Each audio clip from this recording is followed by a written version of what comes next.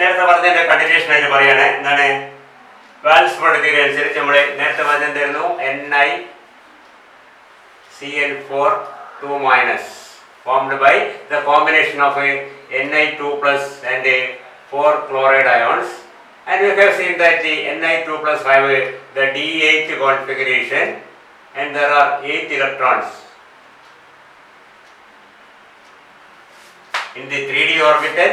The 4s, 4p and of course the 4d orbitals are empty, and the chloride ions donate to 4 pairs of electrons which are accommodated in 1, 2, 3, 4 vacant orbitals, because chloride being a weak ligand cannot make this electrons pair. And if it is a strong ligand ആയിരുന്നെങ്കിൽ എന്ത് ചെയ്യും? ഈ electron കൂടി ഇങ്ങോട്ട് മാറ്റിയിട്ട് ഇവിടെ അങ്ങോട്ടുള്ള ഓർബിറ്റിൽ ഉപയോഗിക്കുമായിരുന്നു. അതിന് പറ്റുന്നില്ല chloride, because chloride is a weak ligand. So the hybridization is sp3.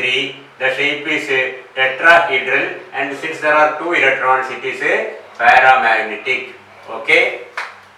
ഇതേ സ്ഥാനത്ത് അത് NiCl4 2- ആയിരുന്നെങ്കിൽ, ക്ലോറിന്റെ സ്ഥാനത്ത് ലിഗാൻഡ് സയനൈഡ് ആയിരുന്നുവെങ്കിൽ അപ്പൊ എന്താ സ്ഥിതി ഉണ്ടാവുക? സയനൈഡ് നമ്മൾ കുറച്ച് കഴിഞ്ഞ ക്ലാസ്സിൽ കണ്ടു. Cyanide is A strong ligand. So the 8 electrons, ഇവിടെ 8 ഇലക്ട്രോൺസിനെ പരമാവധി പെയർ ചെയ്യിച്ചു കഴിഞ്ഞാൽ 2, 4, 6, 8 ഈ 2 ഇലക്ട്രോണും കൂടി ഇങ്ങോട്ടേക്ക് തള്ളി, 1 ഇലക്ട്രോണും കൂടി ഇങ്ങോട്ടേക്ക് തള്ളി ഓർബിറ്റല് വേക്കന്റ് ആയി വരികയും ഈ വരുന്ന ക്ലോറൈഡ് സയനൈഡിലുള്ള 4 സയനൈഡിന്റെ 4 ഇലക്ട്രോൺ പേഴ്സിൽ 1, 2, 3, 4 ഇങ്ങനെയായിരിക്കും അക്കോമഡേറ്റ് ചെയ്യുക. അപ്പോൾ ഇത് ഡി ആണ്, ഇത് എസ് ആണ്, ഇത് പി ആണ്, ഇത് 3D, ഇത് 4s, ഇത് 4p ആണ്. You can see that yes the hybridization is DsP2. Here it is sp3 and tetrahedral. Here it is DsP2 ആകുമ്പോൾ that is a square planar. But മാത്രമല്ല എല്ലാ ഇലക്ട്രോൺസും ഇവിടെ പെയർഡ് ആണ്. So it is a square planar and diamagnetic. അപ്പോൾ ഒരേപോലെയുള്ള 2 complex ആണ് NiCl4ഉം NiCl4. ഒന്ന് chloride, മറ്റേ cyanide ഉള്ളൂ. പക്ഷേ 4 ക്ലോറൈഡ് വരുമ്പോൾ ആ മോളിക്യൂൾ ടെട്രാഹെഡ്രൽ ആണ്, അത് പാരാമാഗ്നറ്റിക് ആണ്. 4 സയനൈഡ് വരുമ്പോൾ അത് എന്താണ്? സ്ക്വയർ പ്ലാനർ ആണ്, അത് ഡയാമാഗ്നറ്റിക്. സ്ക്വയർ പ്ലാനർ എങ്ങനെ ഉണ്ടാവുക? ഒരു നിക്കൽ ഇവിടെ 1, 2, 3, 4 സയനൈഡ് സയനൈഡ് സയനൈഡ് സയനൈഡ് ഇങ്ങനെ ഉണ്ടാവും പ്ലാനർ മോളിക്യൂൾ. മറ്റേതോ ടെട്രാഹെഡ്രലാണ്, Cl Cl Cl C ഇങ്ങനെ ഉണ്ടാവും. മനസ്സിലായില്ലേ? It is tetrahedral in this case and it is square planar in this case. This is diamagnetic because of the absence of an unpaired electron. This is paramagnetic due to the presence of 2 unpaired electrons. Okay?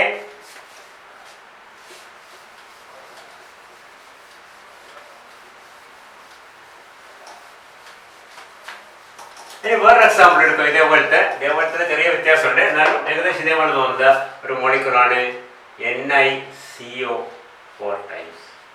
ഇവിടെ ligand carbon monoxide ആണ്. Carbon monoxide ഒരു strong ligand ആണ്. പക്ഷെ ഇവിടെ ചെറിയ വ്യത്യാസമുണ്ട്, ഈ ചാർജില്ല, ശ്രദ്ധിക്കാം. മറ്റേ NiCl4 2-, NiCl4 2-, നിക്കൽ 2 ഫോം ചെയ്തായിരുന്നു. ഇവിടെ ചാർജ് ഇല്ല, ഇതിന് ചാർജ് ഇല്ല, അതുകൊണ്ട് ഇതിനും ചാർജ് ഇല്ല. This is formed by nickel plus നിക്കലിന്റെ ആറ്റവും 4 കാർബൺ മോണോക്സൈഡ് ചേർന്നിട്ടാണ് ഇതുണ്ടാവുന്നത്. So what is the electron configuration of nickel?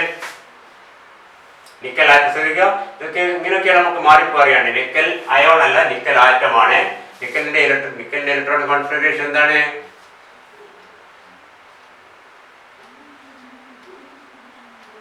Three d 8 4s2 എന്നാണ്. 1, 2, 3, 4, 5, 6, 7, 8. 3D 8 ആണ്, 4s2 ആണ്. ഇങ്ങനെ ഉണ്ടാവുക ഒരു നിക്കലാറ്റം. ഈ നിക്കലാറ്റത്തിന് നേരെയാണ് 4 കാർബൺ മോണോക്സൈഡ് വന്നിട്ട് 4 ഇലക്ട്രോൺ പേർസ് ആയിട്ട് കൊടുക്കുന്നത്. ഏത് ഓർബിറ്റിൽ സ്വീകരിക്കും? കാർബൺ മോണോക്സൈഡ് ഒരു സ്ട്രോങ് ലിഗാൻഡ് ആണ്. അപ്പോഴത് പരമാവധി ഉള്ള ഇലക്ട്രോൺസിനെ പെയർ ചെയ്തിട്ട് ഉള്ളിലേക്കുള്ള ഓർബിറ്റൽസിനെ ഉപയോഗിക്കാം. അപ്പൊ എന്താണ്? ഈ 2 ഇലക്ട്രോൺ എന്ത് ചെയ്യും? ഇങ്ങോട്ടേക്ക് മാറ്റും. ഇങ്ങനെ എന്താ? ഈ 3D 10 ആയി ആ 4s ഓർബിറ്റിൽ വേക്കന്റ് ആക്കി. ഈ വേക്കന്റ് ആക്കി എടുക്കുന്ന ഫിനോമിനൻ ആർക്കേ പറ്റൂ? അതിന്റെ കഴിവായിരിക്കുള്ളൂ സ്ട്രോങ് ലിഗൻസിന് മാത്രം. സയനൈഡ് കാർബൺ മോണോക്സൈഡ് പോലെയുള്ള സ്ട്രോങ് ലിഗൻസിന് മാത്രമേ അത് പറ്റുകയുള്ളൂ. ഇവിടെ വേക്കൻ്റ് ആയി മനസ്സിലായില്ലേ? ശ്രദ്ധിക്കുക എങ്ങനെയാണ് വരുന്നത്. ഇവിടെ 2 ഇലക്ട്രോണും കൂടി ഇങ്ങോട്ടേക്ക് മാറി. ഇവിടെ 3d8 ഇവിടെ 2 വേക്കൻസി ഉണ്ടായിരുന്നു. ആ 2 വേക്കൻസിയിലേക്ക് 2 ഇലക്ട്രോൺ ഇങ്ങോട്ട് ഉള്ള ഇലക്ട്രോണിനെ പരമാവധി അകത്തേക്ക് തള്ളി മാറ്റിയിട്ടാണ് ഈ സ്ട്രോങ് ലിഗൻഡ് ബോണ്ട് ചെയ്യുക. അപ്പൊ എന്താണ് ഈ 4 കാർബൺ മോണോക്സൈഡ് കിട്ടുന്ന 4 ഇലക്ട്രോൺ പേര് 1 2 3 4. ഹൈബ്രിഡൈസേഷൻ ഈസ് ഒരു എസും 3 ബിയും. sp3 hybridization, sp3 hybridization, that is tetrahedral. sp3 ആകുമ്പോൾ ആദ്യം കണ്ട ഹൈബ്രിഡൈസേഷൻ sp3 ആണെങ്കിൽ ഷേപ്പ് ടെട്രാഹെഡ്രൽ ആയിരിക്കും. ഇതിലൂടെ അൺപെയർഡ് ഇലക്ട്രോൺ കാണാനുണ്ടോ? ഒരു അൺപെയർഡ് ഇലക്ട്രോൺ കാണാനില്ല. അതെന്താണ്? പാരാമാഗ്നറ്റിക് ആണ്. നേരത്തെ കണ്ട NiCN4 2- ചെയ്യുന്നതായിരുന്നു. അത് dsp2 ഹൈബ്രിഡൈസേഷൻ ആണ്. അത് സ്ക്വയർ പ്ലാനാർ ആണ്. അത് എന്തായിരുന്നു? ഡയാമാഗ്നറ്റിക് ആണ്. ഇവിടെ എന്താണ് എഴുതിയത്? വേറെ അല്ല, sorry, this is diamagnetic. No unpaired electron അല്ലേ? ഇതിൽ അൺപെയർഡ് ഇലക്ട്രോൺ ഇല്ല, ഡയാമാഗ്നറ്റിക് ആണ്. ഇതിലും അൺപെയർഡ് ഇലക്ട്രോൺ ഇല്ല, അത് ഡയാമാഗ്നറ്റിക് ആണ്. NiCN4 നമ്മൾ ആദ്യം കണ്ട എക്സാമ്പിളിലോ അതില് sp3 ഹൈബ്രിഡൈസേഷൻ ആണ്. അത് ടെട്രാഹെഡ്രൽ ആണ്. അത് പാരാമാഗ്നറ്റിക് ആണ്. ഇത് പാരാമാഗ്നറ്റിക് ആണ്, ഇത് ഡയമാഗ്നറ്റിക് ആണ്, ഇത് ഡയമാഗ്നറ്റിക് ആണ്. മനസ്സിലായില്ലേ? ഇവിടെയൊക്കെ ഇലക്ട്രോൺ ഷേപ്പിന്റെ ഷേപ്പ് നോക്കിക്കേ. ഇത് സ്ക്വയർ പ്ലാനർ ആണ്, അത് ടെട്രാഹെഡ്രൽ ആണ്. അപ്പൊ ഇതിന്റെ ഷേപ്പും മാഗ്നറ്റിക് പ്രോപ്പർട്ടി നമ്മൾ കൃത്യമായിട്ട് പ്രഡിക്ട് ചെയ്യാൻ പറ്റും. എന്ത് ഉപയോഗിച്ചിട്ട്? വാലൻസ് ക്വാണ്ടിറ്റി ഉപയോഗിച്ചിട്ട്. Valence quantity exactly predict the shape and magnetic property, അല്ലെങ്കിൽ മെയിൻ ഷേപ്പ് ഉണ്ടെങ്കിൽ മാഗ്നറ്റിക് പ്രോപ്പർട്ടി. കാരണം ഹൈബ്രിഡൈസേഷൻ എന്താണെന്ന് മനസ്സിലാക്കി കഴിഞ്ഞാൽ ഏത് ഓർബിറ്റിൽ ഉപയോഗിക്കുന്നത് നമുക്ക് മനസ്സിലാവും. ഏത് ഓർബിറ്റിൽ ഉപയോഗിക്കുന്നത് മനസ്സിലാക്കി കഴിഞ്ഞാൽ ഉള്ള ഇലക്ട്രോണിക് കോൺഫിഗറേഷൻ എന്താണെന്ന് മനസ്സിലാവും. അതിൽ അൺപെയർഡ് ഇലക്ട്രോൺ ഉണ്ടോ, ഉണ്ടാവാൻ സാധ്യതയുണ്ടോ, ഉണ്ടെങ്കിൽ അത് ഡയമാഗ്നറ്റിക് ആയിരിക്കും, ഇല്ലെങ്കിൽ അത് ഡയമാഗ്നറ്റിക് ആയിരിക്കും, ഉണ്ടെങ്കിൽ അത് പാരാമാഗ്നറ്റിക് ആയിരിക്കും. ക്ലിയർ? ഇനി വേറെ എക്സാമ്പിൾ എടുക്കുക. ഇതിന് ഇഷ്ടംപോലെ എക്സാമ്പിൾ നമുക്ക് എടുത്ത് വരയ്ക്കാം. അധികം സമയമില്ല, കുറച്ചെണ്ണം നമ്മൾ അവസാനിപ്പിക്കും.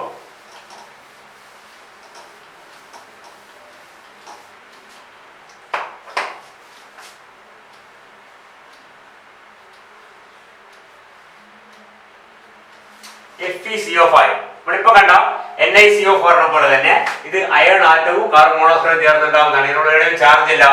So Fe atom or Fe0 and 5 carbon monoxide. And iron atomic number is 26. So it is a 3d6 and since it is Fe0 ഒരു ഇലക്ട്രോൺ കുറക്കേണ്ട ആവശ്യമില്ല. Fe2+ അങ്ങനെ 2 ഇലക്ട്രോൺ കുറക്കാൻ പാടുള്ളൂ. ഇത് Fe2+ അല്ല, അയൺ ആറ്റമാണ്, അയോൺ അല്ല, ഫെറസോഫറിക് ഒന്നുമല്ല. അപ്പോഴേ 3d6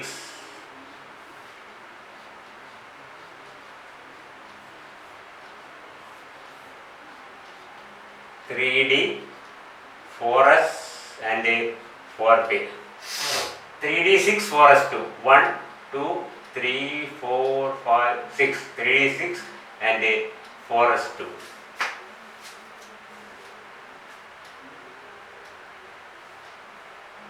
ഇതാണ് അയണിന്റെ സ്ഥിതി. Fe0 3d6 4s2. Now we can see that when this forms a complex with 5 carbon monoxide, 5 ഓർബിറ്റിൽ vacant ആക്കി എടുക്കണം. 5 ഓർബിറ്റിൽ 3 4 5 എഴുതി വിട്ട് നമുക്ക് ഡിഫറെന്റ് ഡി ഉണ്ട്, എടുക്കേണ്ട ആവശ്യമില്ല. ഇത് 4d ആണ്. And you know carbon monoxide is a very strong ligand. Carbon monoxide is strong ligand ആണ്. അപ്പോൾ എന്തെയും carbon monoxide will try to bond with the innermost available orbital and we can see that ഇത് നമുക്ക് ഈ 2 ഇലക്ട്രോണിന് 3d6 4s2 വരണം. ഇങ്ങനെയൊക്കെ വേണ്ടിയിട്ട് ചെയ്യാം. തീർന്നോ? ഇല്ല. ഈ ഇലക്ട്രോണിനെ ഇങ്ങോട്ടേക്ക് മാറ്റാം. ഇതാ. അപ്പൊ ഈ 3d6 4s2ലുള്ള ആ 8 ഇലക്ട്രോണിനെ പരമാവധി ഉള്ളിലേക്ക് മാറ്റി. ആര്? Carbon monoxide. എന്നിട്ട് എന്ത് ചെയ്യുന്നു? കിട്ടുന്ന ഏറ്റവും ഉള്ളിലുള്ള ഓർബിറ്റിലേക്ക് ഇതിന്റെ ഓരോ പെയർ ഓഫ് ഇലക്ട്രോൺസ് കൊടുക്കുന്നു. ഒന്ന് ഇവിടെ, രണ്ടാമത്തെ ഇവിടെ, മൂന്നാമത്തെ ഇവിടെ, നാലാമത്തെ ഇവിടെ, 5 എണ്ണം ഉണ്ട്. 5 പേരുണ്ട്, 5 എണ്ണം ഉണ്ട്. നോക്കിയോളൂ ഹൈബ്രിഡൈസേഷൻ ഒന്ന് നോക്കിയേ. DSP3 ഹൈബ്രിഡൈസേഷൻ ആയിട്ട് പേരുണ്ടാവുക. FeCO5 ഉണ്ടാവുക. DSP3 meaning it is A yes, trigonal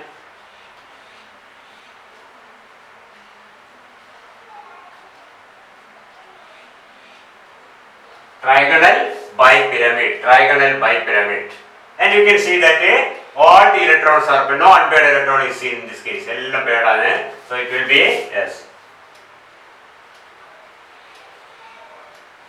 then it will be diamagnetic. FeCO5 will be diamagnetic, it will have shape of trigonal bipyramid. Hybridization is a DsP3, all the electrons are paired and it is a diamagnetic. Okay, ഇനി നമുക്ക് ഏത് മോളിക്യൂളിൽ നമുക്ക് ഇത് balance bond theory വെച്ച് നമുക്ക് explain ചെയ്യാൻ പറ്റും why the shape is so, why it is a paramagnetic or why it is a diamagnetic.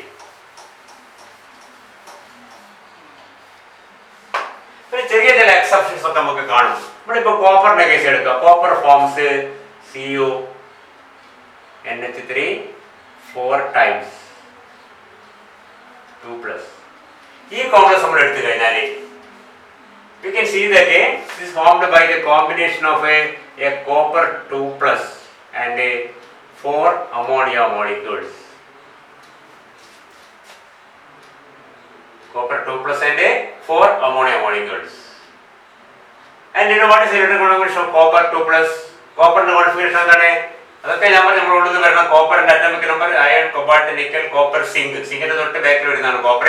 കോപ്പറിന്റെ atomic number 29 ആണ്. അതുകൊണ്ട് എന്തായിരിക്കും അത് 3d9 4s2 എന്നോ അല്ലെങ്കിൽ സാറിന് നമുക്ക് 3d10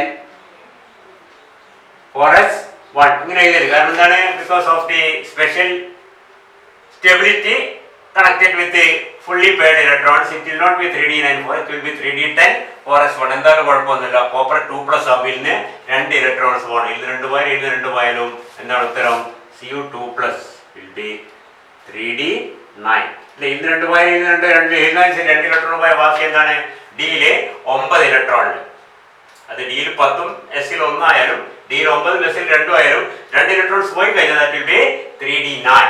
3d9 means you can draw the configuration 1 2 3 4 5 6 7 8 9. There are 9 electrons. Then we have this is 3d, this is 4s and this is a 4p. ഇനി എന്താണ് വരുന്ന ലിഗാൻഡ്? അമോണിയ ആണ്. അമോണിയ ഒരു സ്ട്രോങ് ലിഗാൻഡ് അല്ല, ഒരു വീക്ക് ലിഗാൻഡ് അല്ല. Intermediate ligand. എന്തായാലും syllabus കൂടെ നോക്കിയാൽ മനസ്സിലാവുന്നത് എന്താണ്? ഇവിടെ നോക്കിയാൽ മനസ്സിലാകുന്നത് ലിഗാൻഡ് സ്ട്രോങ് ആയാലും വീക്ക് ആയാലും ഇവിടെ പേരയിക്കാൻ ഉള്ളിലേക്ക് തള്ളാൻ ഇലക്ട്രോൺസ് ഒരു ഇലക്ട്രോൺ ആയാലും ഉള്ളിലേക്ക് തള്ളാൻ പറ്റില്ല. കാരണം എന്താണ്? ഒരു ഓർബിറ്റിൽ 2ൽ കൂടുതൽ ഇലക്ട്രോണിനെ അക്കോമഡേറ്റ് ചെയ്യാൻ പറ്റില്ല. ഇവിടെ യാതൊരുവിധ മാറ്റങ്ങളും വരുത്താൻ ലിഗാൻഡ് സ്ട്രോങ് ആയാലും വീക്ക് ആയാലും പറ്റില്ല. Because there is only one unpaired electron and there is no vacant orbital inside this. ഇതിന്റെ ഉള്ളിലേക്ക് ഒരു വേക്കന്റ് ഓർബിറ്റൽ ഇല്ല, ഒരു അൺപെയർഡ് ഇലക്ട്രോൺ ഉണ്ടെങ്കിൽ സ്വാഭാവികമായിട്ടും സ്ട്രോങ് ലിഗാൻഡ് ആയാലും വീക്ക് ലിഗാൻഡ് ആയാലും ഒരു വിധത്തിൽ ഇതിനെ ബാധിക്കില്ല. പിന്നീടാണ് ഇവിടെ 4 ലിഗാൻഡ്സ് കൊടുക്കുന്ന 4 ഇലക്ട്രോണുകൾ ശേഖരിക്കപ്പെടേണ്ടത് ഇവിടെയും ഇവിടെയും ഇവിടെയും ഇവിടെയുമാണ്. അങ്ങനെയാണെങ്കിൽ ഞാൻ പറഞ്ഞ എക്സെപ്ഷൻ ഞാൻ നേരത്തെ പറഞ്ഞു, അങ്ങനെയാണെങ്കിൽ എന്ത് ഹൈബ്രിഡൈസേഷൻ എന്തായിരിക്കും? sp3 എന്നാവും. മോളിക്യൂള് ടെട്രാഹീഡ്രൽ ആയിരിക്കണം. പക്ഷേ in actual practice you can see that this is a square planar molecule. അപ്പോൾ നമ്മൾ നേരത്തെ പറഞ്ഞ വാദഗതികൾ വെച്ചിട്ട് ഇത് ടെട്രാഹീഡ്രൽ ആയിരിക്കണം അല്ലേ? sp3 ഹൈബ്രിഡൈസേഷൻ ആയിരിക്കും, ടെട്രാഹീഡ്രൽ ആയിരിക്കണം. പക്ഷേ in practice യഥാർത്ഥത്തിൽ അതിന്റെ സ്ട്രക്ചർ പഠിക്കുമ്പോൾ മനസ്സിലായതാണ് it is not tetrahedral, it is a square planar. And if it is square planar, what should be the hybridization? That should be dsp2 അല്ലേ? Square planar ആണത് hybridisation dsp2 ആണ്. അപ്പോൾ d എവിടുന്ന് വരും? ഈ d വരുന്നത് ഇവിടുന്നാണ്. it is seen that the single electron ഇതിനെവിടുന്ന് ഒഴിവാക്കും. അതങ്ങനെ സംഭവിക്കുന്നത് എന്താണെന്നറിയില്ല. and the 4 electron pairs are accommodated like this dsp2. ഈ ഇലക്ട്രോൺ എവിടെ പോകും? അതിനെ ഒഴിവാക്കാൻ പറ്റില്ല. മനസ്സിലായില്ലേ? 2 ഇലക്ട്രോൺ ഒഴിവാക്കി കോപ്പർ 2+ പിന്നെ ഒഴിവാക്കാനൊന്നും പറ്റില്ല. ആ ഇലക്ട്രോൺ അവിടെ ഉണ്ട്. അതിനങ്ങോട്ടൊക്കെ പറഞ്ഞേക്ക് ഒഴിവാക്കിയിട്ട് ഹൈബ്രിഡൈസേഷൻ എന്താവും? dsp2. ഇതൊരു എക്സെപ്ഷൻ ആണ് നമ്മുടെ ബാലൻസ് ബോണ്ട് തിയറിയിലുള്ള. എന്ത്? the shape of a tetraamine copper 2 is expected to be tetrahedral due to sp3 hybridization, but in actual practice it is seen that it is square planar with dsp2 hybridization, and this is made possible by promoting the single or unbonded 3d electron to the vacant 4p orbital. 4p ഓർബിറ്റലിലേക്കോ ചിലപ്പോൾ പറയുന്നത് അതിനപ്പുറം വരുന്ന 4d ഓർബിറ്റലിലേക്കോ ഇവിടെയോ എവിടെയെങ്കിലും ഒരു സ്ഥലത്തുണ്ടാവും ആ electron അങ്ങ് വിട്ട് അതൊരു എന്താണ് ഒഴിവാക്കപ്പെട്ട സാധനമാണ്. എവിടെയെങ്കിലും അലഞ്ഞു തിരിയുന്ന ഒരു ജിപ്സി മോഡലാണ്. ചിലപ്പോൾ ഇവിടെ ഉണ്ടാവും, ചിലപ്പോൾ ഇവിടെ ഉണ്ടാവും എന്നാണ് പറയുന്നത്. അതിനെപ്പറ്റി നമ്മൾ ബോധർ ചെയ്യേണ്ട. You can see that the odd electron is promoted to some higher energy orbital so that this is made vacant. And ഇത് അമോണിയയുടെ കഴിവൊന്നുമല്ല, ഈ മോളിക്യൂളിന്റെ ഒരു പ്രത്യേകത മാത്രം. എല്ലാം അമോണിയത്തിന് ഇത്ര കഴിവൊന്നും കാണുന്നില്ല. പക്ഷെ അമോണിയ സ്ട്രോങ് ലിഗൻഡും അല്ല, വീക്ക് ലിഗൻഡും അല്ല, അതൊരു ഇന്റർമീഡിയറ്റ് സ്ട്രെങ്ത് ഉള്ള ലിഗൻഡ് ആണെന്ന് മനസ്സിലാക്കുക. And in this case with copper you can see that even though the shape expected is tetrahedral with sp3 hybridization, in actual practice the shape is found to be square planar with dsp2 hybridization, and the single d electron is shifted to the 4p orbital or to the 4d orbital. 4p or 4d or sometimes either to 4p or 4d. അപ്പോൾ അതിനെ അവിടെ ഇവിടെയൊക്കെ കാണാം. അത് അലഞ്ഞ് തിരിഞ്ഞൊക്കെ പോവാണ് ആ electron എന്നാണ് പറയുന്നത്. And you can see this is the hybridization dsp2. That's why the shape is a square planar. Okay.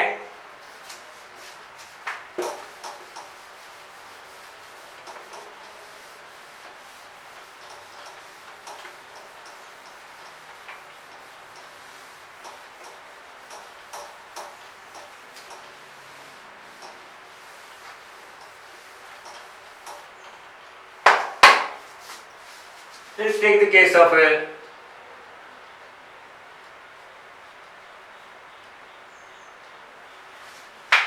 hexaamine cobalt 3. Hexaamine cobalt 3. You know, ammonia നമുക്ക് predict ചെയ്യാൻ പറ്റൂല അമോണിയ സ്ട്രോങ് ആയി ബിഹേവ് ചെയ്യോ വീക്ക് ആയി behave, കാരണം രണ്ടും possibility ഉണ്ട്. ഇത് ഇന്റർമീഡിയറ്റ് സ്ട്രെങ്ത് ആണ്. എന്നാലും in the case of hexaamine cobalt 3, cobalt 3 ആണ്. It is formed by cobalt 3 plus and 6 ammonia molecules. And cobalt 3 plus കോബാൾട്ടിന്റെ അറ്റോമിക് നമ്പർ എത്രയാണ്? Iron, cobalt, nickel, copper, zinc എന്നാണ്. അയൺ 26, കോബാൾട്ട് 27 ആണ്. So cobalt is 3d7 4s2 എന്നാണ്. So cobalt 3 plus will be ഇതിൽ 3 electron, 3 electron പോയത് 3d6 എന്നാവും. 3d6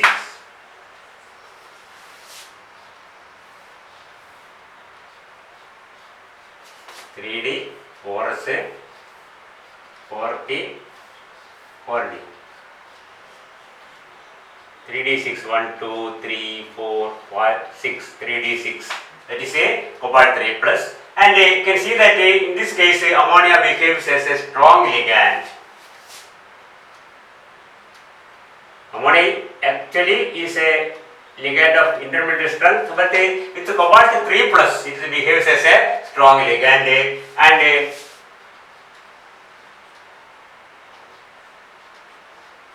the 6 electron pairs donated by ammonia molecules is accommodated in the hybridization is a D2sp3 D2sp3 hybridization. Okay, അതേ സമയത്ത് you can see that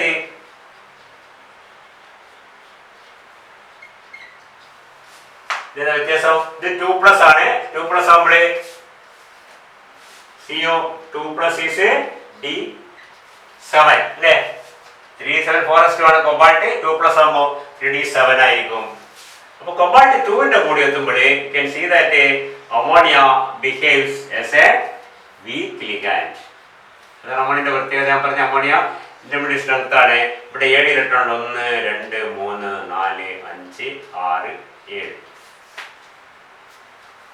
Now the 6 electron pairs donated by the 6 ammonia molecules are found to be accommodated in 1 2 3 4 5 6. Now the sp3 d2 hybridization. ഇതാണ് cobalt 2 ന്റെ ammonia complex ആണ്. ഇത് cobalt 3 ന്റെ ammonia complex ആണ്. നമ്മൾ നേരത്തെ പറഞ്ഞൊരു വാക്ക് ശ്രദ്ധിക്കുക. If the ligand is strong it forms A as it will try to pair the electrons already present or it will try to bond with the innermost available orbital എന്ന് പറഞ്ഞു. If the ligand is weak it will not affect this orbital. ഇപ്പോൾ cobalt 2ന്റെ കൂടെ ഇതൊരു week ligand ആയിട്ടും cobalt 3ന്റെ കൂടെ അത് strong ligand ആയിട്ടാണ് act ചെയ്യുന്നത്. അതിന്റെ കാരണം നമുക്ക് ആലോചിച്ചാൽ മനസ്സിലാക്കുന്നത് കൊബാൾട്ട് 3 എന്ന് പറഞ്ഞാൽ ലിഗാൻഡിനോട് കൂടുതൽ അട്രാക്ഷൻ ഉണ്ടാവും, ബോണ്ട് കൂടുതൽ സ്ട്രോങ് ആയിരിക്കും അല്ലേ. കൊബാൾട്ട് 2 എന്ന് പറഞ്ഞാൽ അത്രത്തോളം അട്രാക്ഷൻ ഉണ്ടാവില്ല, ചാർജ് കുറവാണ്, അപ്പം ലിഗാൻഡുമായിട്ട് വീക്ക് ഇന്ററാക്ഷൻ ഉണ്ടാവും. അപ്പോൾ ഇങ്ങനെ വരും, ഇതിങ്ങനെ വരും. ഇതിന്റെ പ്രത്യേകത രണ്ടും ഷേപ്പ് എന്തായിരിക്കും? ഒക്ടാഹെഡ്രൽ ആയിരിക്കും. മനസ്സിലാകുന്നുണ്ടോ? പിന്നെ ഇവിടെ അൺപെയർഡ് ഇലക്ട്രോൺ ഇല്ല, ഇത് ഡയമagnetic ആണ്. ഇവിടെ അൺപെയർഡ് ഇലക്ട്രോൺ 3 ഉണ്ട്, അത് പാരാമാഗ്നറ്റിക് ആണ്. ക്ലിയർ ആവുന്നുണ്ടോ? ഈ തരുണത്തിൽ വേറൊരു വാക്കുകൂടെ നമ്മൾ പരിചയപ്പെടുത്തുകയാണ്.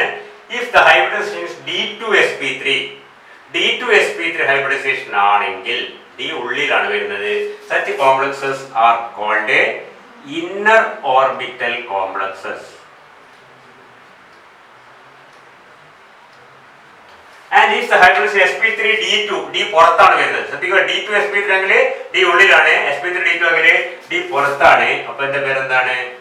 ഔട്ടർ ഓർബിറ്റൽ കോംപ്ലക്സസ് എന്നും പറയും.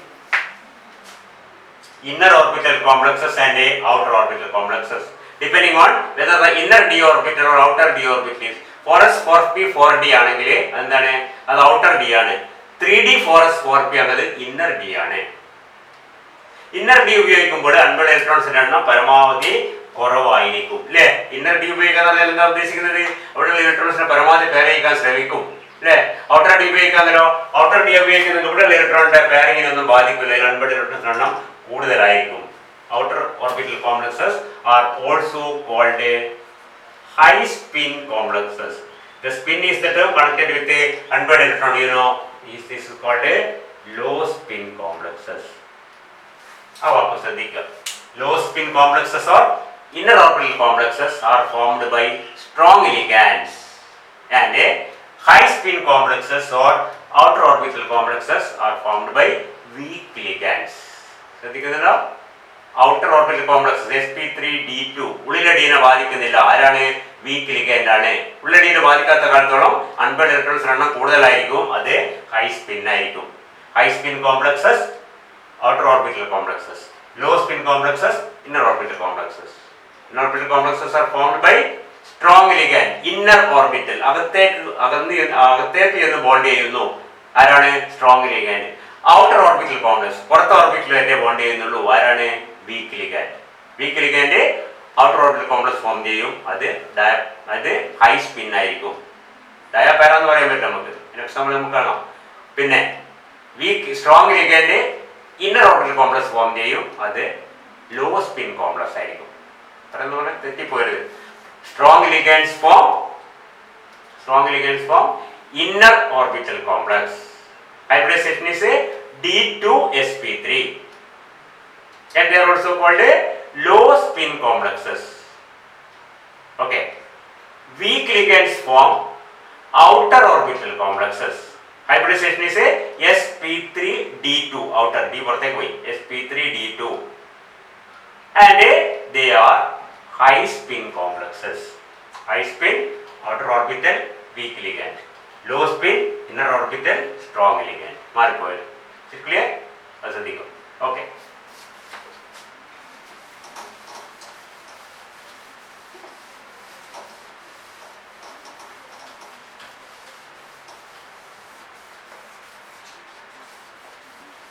നേരത്തെ കണ്ട രണ്ട് എക്സാമ്പിൾ നമ്മൾ നേരത്തെ കണ്ടാണ്. എന്താണ്? FeCN6 4- F6 4- ഇല്ലേ? CN ആവുമ്പോൾ എന്താണ്? CN ആവുമ്പോൾ D2sp3 ഹൈബ്രിഡൈസേഷൻ ആണ് അല്ലേ? ഫ്ലോറൈഡ് ആവുമ്പോഴോ sp3d2 ഹൈബ്രിഡൈസേഷൻ ആണ്. ഇത് ഡയാമാഗ്നറ്റിക് ആയിരുന്നു. All the electrons are paired. ഇത് പാരാമാഗ്നറ്റിക് ആണ്. Because there are 4 unpaired electrons. എന്തുകൊണ്ടാണ് ഓൾ പെയർ ചെയ്ത് പോയത്?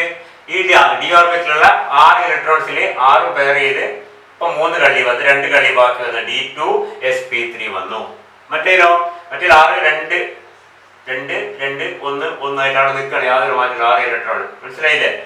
sp3d പുറത്താണ്, അതിൽ തന്നെ അതുകൊണ്ട് അൺപെയർഡ് ഇലക്ട്രോൺ അവിടെ തന്നെ ഉള്ളത്. പാരാമാഗ്നറ്റിക്, കുറച്ച് മുമ്പേ കഴിഞ്ഞ ക്ലാസ് കണ്ട എക്സാമ്പിൾ പാരാമാഗ്നറ്റിക് ആയിരുന്നു. ഈ ഫ്ലൂറൈഡ് ആരാണ്? വീക്ക് ലിഗാൻഡ് ആണ്. സയനൈഡ് ആരാണ്? സ്ട്രോങ് ലിഗാൻഡ് ആണ്. മനസ്സിലാവുന്നുണ്ടോ? ആൻഡ് ദിസ് ഈസ് എന്താണ്? Yes, low spin complex. This is high spin complex. ഒന്ന് മാറിപ്പോയത്. ഹൈ സ്പിൻ കോംപ്ലക്സ് ഫോം ചെയ്യുന്നത് സ്ട്രോങ് ലിഗാൻഡ് അല്ല, വീക്ക് ലിഗാൻഡ് ആണ്. ലോ സ്പിൻ കോംപ്ലക്സ് ഫോം ചെയ്യുന്നത് ആരാണ്? സ്ട്രോങ് ലിഗാൻഡ് ആണ്. Strong ligand form low spin complex, they form inner orbital complexes. മനസ്സിലായില്ലേ? High spin complexes are formed by weak ligands. They are outer orbital complexes. Outer orbital. അപ്പോൾ ഇങ്ങോട്ട് വന്നിട്ട് outer അടി പുറത്താണ്. ഇതെന്താണ്? ഡി ഉള്ളിലാണ്. inner orbital complexes. Inner orbital complexes, low spin complexes formed by strong ligands. Outer orbital complexes, high spin complexes formed by weak ligands. But point മാറിപ്പോയത്. Okay,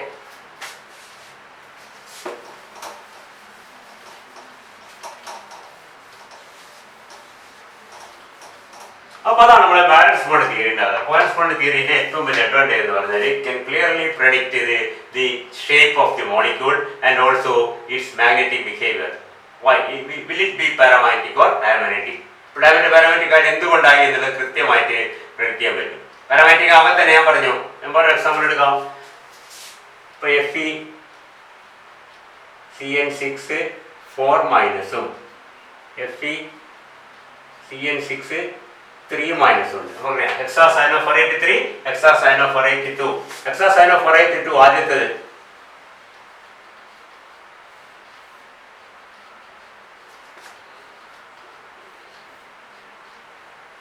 എത്ര electron ഉണ്ട്?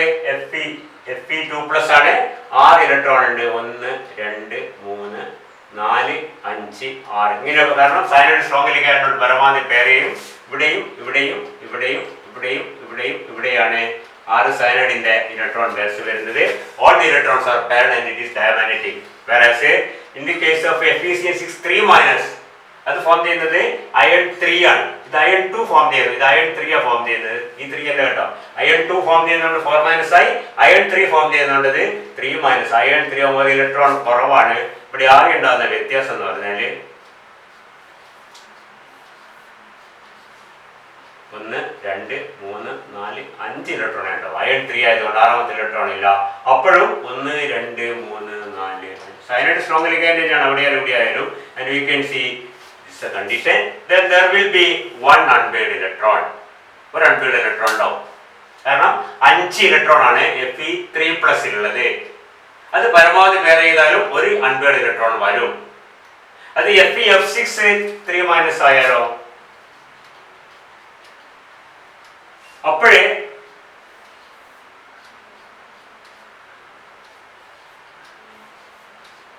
fluoride being a weak ligand 1 2 3 4 5 6 ഇവിടെ fill ചെയ്യുക.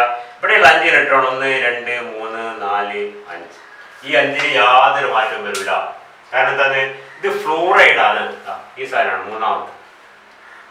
Fluoride week ligand ആണ്. Fluoride cannot make these electrons pair, so that all the 6 ഇല്ല, 5Fe3+ ആണ്. എല്ലാം unpaired ആണ്. അപ്പൊ ഇതും പാരാമാഗ്നറ്റിക് ആണ്, ഇതും പാരാമാഗ്നറ്റിക്. വ്യത്യാസം മനസ്സിലായി. ഇത് സയനൈഡ് കോംപ്ലക്സ് ആണ്, ഇത് ഫ്ലൂറൈഡ് കോംപ്ലക്സ് ആണ്. രണ്ടും Fe3+ ആണ്. ഇത് പാരാമാഗ്നറ്റിക് ആണെങ്കിലും അതിന്റെ മാഗ്നറ്റിസം വളരെ കുറവായിരിക്കും. എന്താണ് മാഗ്നറ്റിക് മൊമെന്റ്? ഒരു അൺപെയർഡ് ഇലക്ട്രോൺ മാത്രമേ ഉള്ളൂ. ഇവിടെയോ 5 അൺപെയർഡ് ഇലക്ട്രോൺ ഉണ്ട്. അപ്പോഴും ഇത് ഹൈ സ്പിൻ ആണ്, ഇത് ലോ. ഇപ്പൊ ലോ സ്പിൻ എന്ന് പറഞ്ഞാൽ ഡയമാഗ്നറ്റിക് ആവണമെന്നില്ല. മനസ്സിലല്ലേ? ചിലപ്പോൾ ഇലക്ട്രോൺ പിന്നെയും ഉണ്ടാവും. ലോ സ്പിന്നും ഹൈ സ്പിന്നും കമ്പയർ ചെയ്യുമ്പോൾ ഹൈ സ്പിന്നിലെ ഇലക്ട്രോൺസിന്റെ എണ്ണം അൺപെയർഡ് ഇലക്ട്രോൺസിന്റെ എണ്ണം കൂടുതലായിരിക്കും.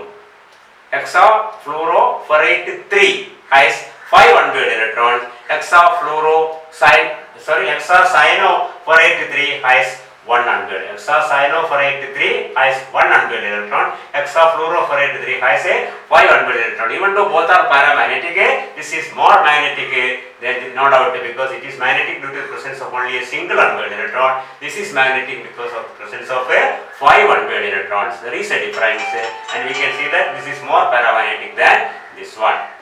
Okay? അതൊക്കെ ശ്രദ്ധിക്കുക.